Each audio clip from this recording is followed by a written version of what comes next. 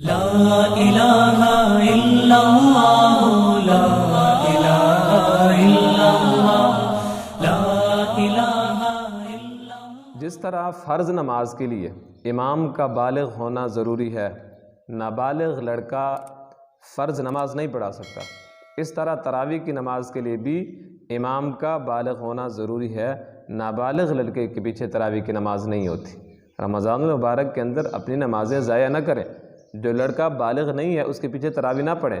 جس حافظ کی داڑھی سنت کے مطابق نہیں ہے اس کے پیچھے نہ پڑھیں۔ ایک ہی مہینہ ہوتا ہے پورے سال میں ہمارے پاس، اور اس مہینے کے اندر بھی ہم اپنی نمازیں، جبکہ نفل کا ثواب فرض کے برابر ہو، فرض کا ثواب 70 فرضوں کے برابر ہو جاتا ہے، اس وقت بھی ہم اپنی نمازیں ضائع کر رہے ہوتے ہیں اور اس ثواب سے اپنے آپ کو محروم کر رہے ہوتے ہیں۔ تو ان چیزوں کا خیال رکھنا چاہیے۔ سب سے اہم مسئلہ تراویح کے بارے میں جو عموماً احباب نے پوچھا ہے، اکثر احباب نے، وہ یہ ہے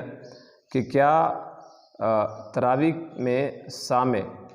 حافظ قرآن کی سماعت کے لیے وہ قرآن مجید اٹھا کر سماعت کر سکتا ہے، دیکھ کر غلطی بتا سکتا ہے یا نہیں بتا سکتا؟ یاد رکھیں کہ امام ابو حنیفہ کے نزدیک، ہمارے ہاں امام ابو حنیفہ کے نزدیک نماز کے اندر قرآن مجید اٹھا کر اس کی تلاوت کرنا یا اس کو دیکھنا یہ جائز نہیں ہے۔ اگر امام صاحب کو، تراویح پڑھانے والے کو، سامع نے دیکھ کر غلطی بتا دی قرآن مجید سے، تو اس سامع کی نماز ٹوٹ جائے گی۔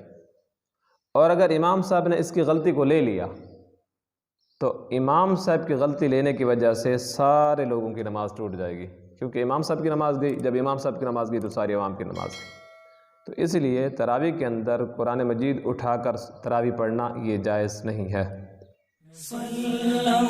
اللہ علی سیدنا صلی اللہ